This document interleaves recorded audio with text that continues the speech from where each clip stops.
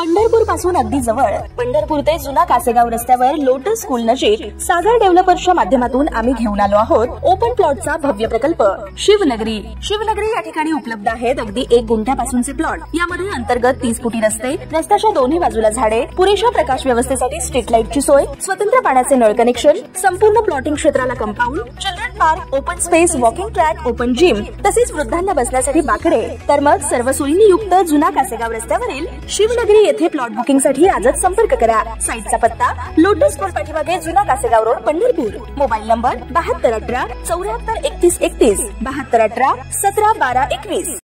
ताज्या घडामोडी पाहण्यासाठी आमच्या YouTube चॅनलवरील PVR म्हणजेच पंढरी वार्ता या न्यूजला सबस्क्राइब करा आणि शेजारील बेल आयकॉनवर क्लिक करा।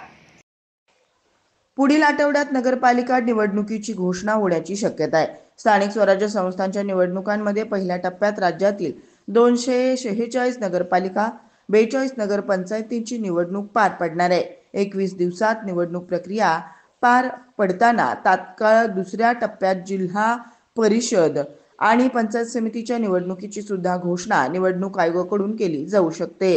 तर शेवटच्या टप्प्यात महापालिका निवडणुकीची घोषणा होण्याची शक्यता आहे।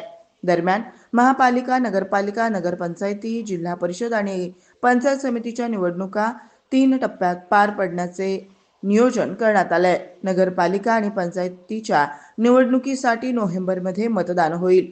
नगरपालिका निवडणुकीची घोषणा सोमवारी आणि मंगळवारी केली जाण्याची शक्यता वर्तवली जाते। त्यामुळे राज्यात आचारसंहिता लागू होईल। महाराष्ट्रात अतिवृष्टी व पुरामुळे मोठे नुकसान झालंय। शेतकऱ्यांसह सामान्य नागरिक त्यातून आता कुठे सावरत आहेत। त्यातच काही भागात गेल्या 8-15 दिवसात मोठ्या प्रमाणात पाऊस झालाय।